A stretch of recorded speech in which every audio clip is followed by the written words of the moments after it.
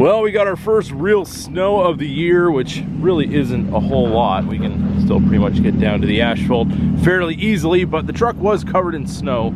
I do have it running for a little while, just kind of warm it up, but I just wanted to test and see if the ram boxes, the tailgate, all that kind of stuff works just after, you know, a decent snowfall. It is pretty warm out, so I mean, if things were gonna ice up, it probably would happen. I haven't opened these up just yet, so let's try it out. First with the tailgate. No issues there whatsoever. Seems to close just fine. Now let's try out the ram box. No issues there. Seal seems nice and dry. I think we're good to go. I mean, I guess we're gonna tell definitely when the weather gets a lot colder if any of these things are affected, but so far so good. What's up, everybody? Welcome to Hammerdown Motorsports, and today in Pennsylvania, well, we got a little taste of winter. It's about 24 degrees out. You can hear the ice crunching under my feet, and we do have a little bit of ice on the driveway. I did try to plow all of this, and you can see where the tire tracks were. Yeah, it kind of froze up a little bit. So that's going to give us a little bit of an opportunity to test out the four-wheel drive on the Ram Rebel, and just kind of how it drives in two-wheel drive with the locker on and with the locker off. And yeah, basically you can see the truck's been driving in the winter weather already. It is covered in salt, so let's have a little bit of fun with it.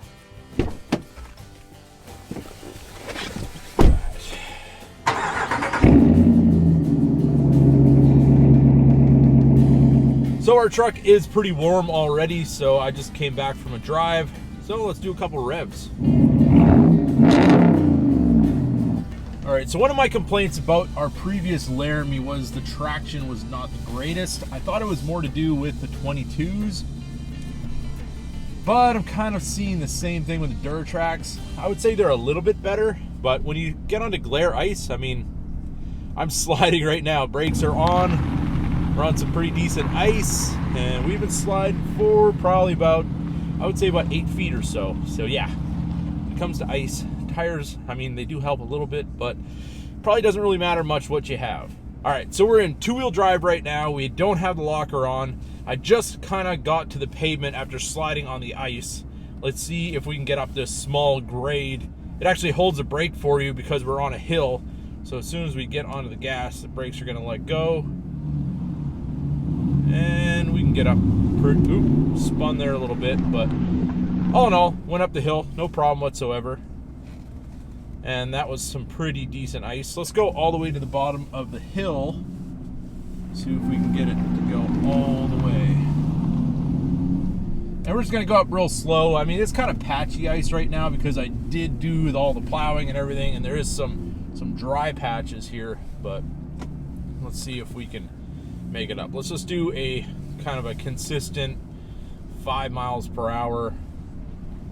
See if we can get this to go. Got a little slippage here. Oh, we're spinning. And we're sliding backwards. Yeah, I would say we're pretty much done at this point. Okay, so now we're gonna put on the axle lock. I'm gonna go back to the bottom and do the same type of thing. It is pretty slick on this hill. All right, so we're gonna go up 5 miles per hour. Slow, little spinach. We're still moving. Spinning, still moving. Get past that slick spot. But yeah, 5 miles per hour. Made it up to the top of the hill, no problem whatsoever. So the axle lock is a very big help when it comes to ice and snow. And that was one thing I really did miss about the Laramie. It didn't have the axle lock. So either you were spinning out in two-wheel drive or you needed to put it in four-wheel drive. But let's go down to the bottom of the hill. I'm gonna take the axle lock off. We will put it in four-wheel drive high and see how we do.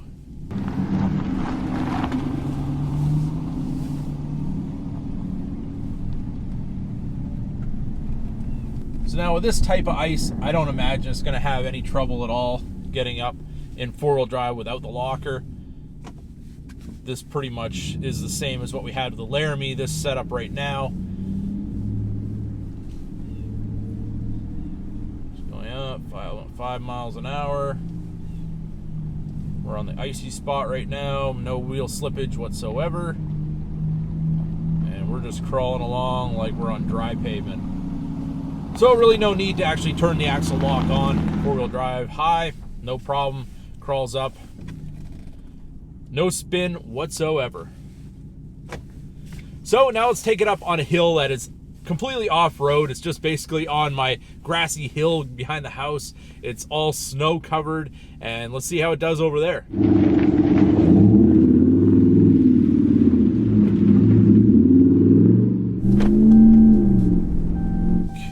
Creeping along here, got an axle locked, just kind of taking it nice and easy. It's getting over to our snow-covered hill here on the grass. Oop, we're spinning. Put this in four-wheel so we don't tear the grass up. There we go. All right, so now we're basically on the same kind of incline. We were just on grass and snow. All right, so our tires are pretty well snow-packed. Two-wheel drive, axle lock off, put it in drive, slowly get into the throttle, immediately spins. Okay, axle lock on. Slowly get into the throttle. Oh, let me break free. Still spinning. Axle lock off, four-wheel drive high.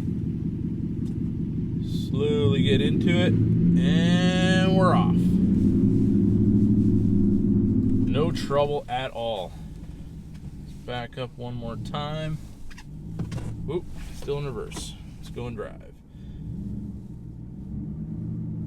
And no spin at all. This thing just hooks and books. So I can imagine if you're in like a mud situation or something like that, the axle lock's gonna help you a lot, especially if you're on uneven terrain and you have like one of your wheels will lift off, because if you have no rear locker and one of your rear wheels comes off the ground, that's the wheel that's gonna spin. It's always the wheel with the least resistance. So that's where the axle lock really comes in, because the tire that's on the ground is now gonna spin, move you along so you can actually get back off of your obstacle and all that kind of thing. And definitely would help you out in that situation. But on flat ground, I mean, regular four-wheel drive is probably gonna be all you need, but I like to have that little bit of extra on the axle lock. Definitely a box I would check. Traction control off, going uphill.